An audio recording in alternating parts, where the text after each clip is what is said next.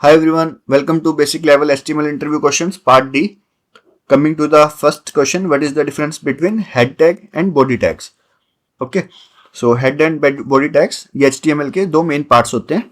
ठीक है, जो हमारा हेड टैग होता है ये डॉक्यूमेंट के मेटा इन्फॉर्मेशन के लिए यूज होता है. ठीक है, हम इसमें मेटा टैग्स प्रोवाइड करते हैं. ठीक है, तो मेटा टैग्स हम क्यों प्रोवाइड करते हैं? ताकि ब्राउजर को पता चल सके इस पेज की इंफॉर्मेशन क्या है. ठीक है, ताकि सर्च इंजन ऑप्टिमाइजेशन में हमें हेल्प मिले, हमारा जो वेब पेज है वो जल्दी यूजर्स को दिख सके. ठीक है, एंड टाइटल टैग क्या करता है, ये भी हमारा हेड टैग के अंदर आता है. तो जो हमारा टाइटल टैग है वो हमारे ब्राउजर का नाम शो करता है टैब में. ठीक है, अब इसमें हमारे पास लिंक टैग भी हम यूज कर सकते हैं. किसी भी हम स्क्रिप्ट टैब को हमने इंपोर्ट करना है, ठीक है, स्टाइल शीट को इंपोर्ट करना है, तो हम लिंक टैग से इसको लिंक कर सकते हैं, स्टाइल शीट्स को, एक्सटर्नल स्टाइल शीट्स को. ठीक है, तो जो हमारा हेड टैग है यूजर, ये क्या करता है, यूजर्स को विजिबल नहीं होता. ठीक है, डायरेक्टली हम यूजर्स इसको देख नहीं सकते. ठीक है, now coming to the body tag, ये यूजर्स को विजिबल रहता है. इसमें हम जो भी कंटेंट लिखते हैं वो यूजर्स को दिखाई देता है. जैसे हमने इमेज टैग इसमें हमें प्रोवाइड किया तो यूजर्स को ये इमेज दिखेगी. ठीक है, इसके अंदर हम हेड h1 टैग डालते हैं तो ये भी यूजर्स को दिखेगा. ठीक है, ओके, तो ये था हमारा डिफरेंस हेड टैग और बॉडी टैग में. So now next question is how do you comment in HTML. ठीक है, मान लो हमें ये h1 टैग को कमेंट करना है. ठीक है, हम यूज करेंगे, अगर आप विंडोज यूज कर रहे हैं तो कंट्रोल देन /. ठीक है, तो ये अब हमारा हो गया कमेंट. ठीक है, मतलब हम कमेंट्स क्यों यूज करते हैं, मान लो एक हमने पेज बनाया है. ठीक है, तो हमने कुछ स्निपेट लिखा है.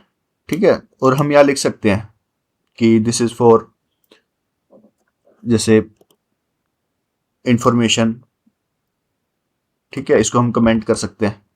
ठीक है, ताकि डेवलपर्स को पता हो, कोई भी इस पेज को गो थ्रू करे तो डेवलपर्स को पता हो कि ये जो हमारा इतना स्निपेट है किस लिए है. ठीक है, that's why we use comments. And now next question is what are the void elements in HTML. तो वॉइड एलिमेंट्स क्या होते हैं?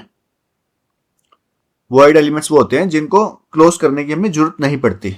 अब जैसे इमेज टैग है. ठीक है, हमने इमेज टैग यूज किया था, ये रहा. ठीक है, इसको हमें क्लोज करने की जरूरत नहीं पड़ी, आप देख सकते हो. ठीक है, अब जैसे ये बॉडी टैग है, इसको हमें क्लोज करने की जरूरत पड़ी है. अब जैसे h1 टैग है, इसको भी हमें क्लोज करने की जरूरत पड़ती है.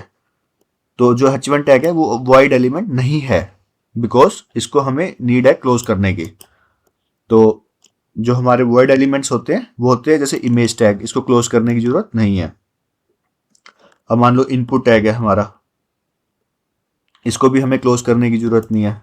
हमारा ब्रेक टैग है, br टैग, इसको भी जरूरत नहीं है क्लोज करने की. तो br टैग क्या करता है, हमारे एक न्यू लाइन को, ये एक न्यू लाइन को बनाता है. ठीक है, अब एक जाते हैं हम ब्राउजर पे, इसको हम रन करते हैं.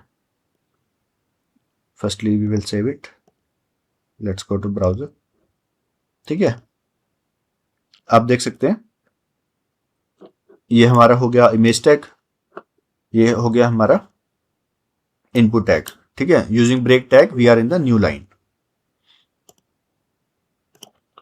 सो ये था हमारा void elements. Now next question is how do you create a drop down menu. हम ड्रॉप डाउन मेन्यू कैसे बना सकते हैं in HTML. So we need to use select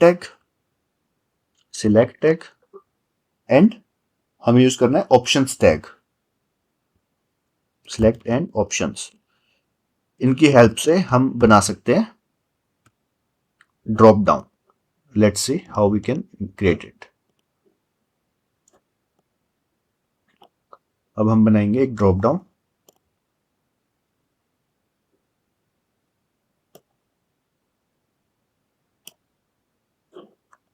unnecessary को भी रिमूव कर देते हैं. ठीक है, फर्स्टली हमें एक बनाना है सिलेक्ट टैग. ठीक है, लेट्स से हम इसकी आईडी दे देते हैं, चलो अभी आईडी नहीं देते, एक सिलेक्ट टैग हमने बना लिया. ठीक है, और उसके अंदर हम यूज करेंगे ऑप्शन टैग। ठीक है,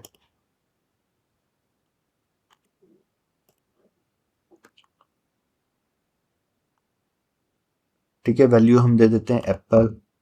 ठीक है, ये हो गया हमारा एप्पल शो करेगा ड्रॉप डाउन में। यहाँ पे हम डाल देते हैं बनाना।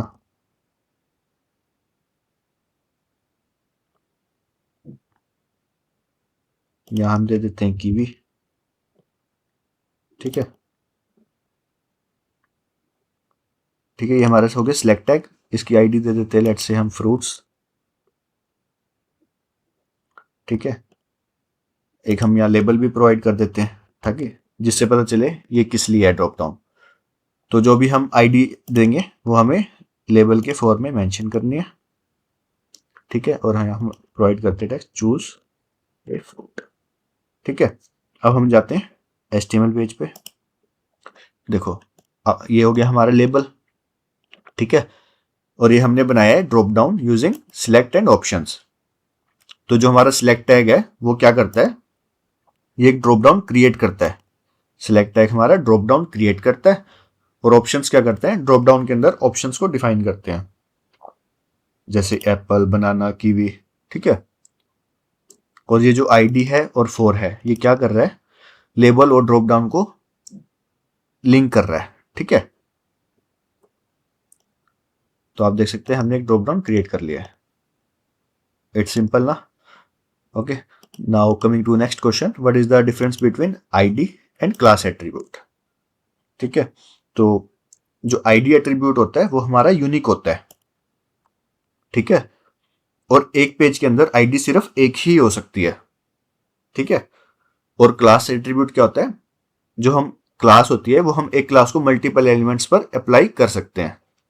ठीक है, एक एग्जांपल से समझते हैं।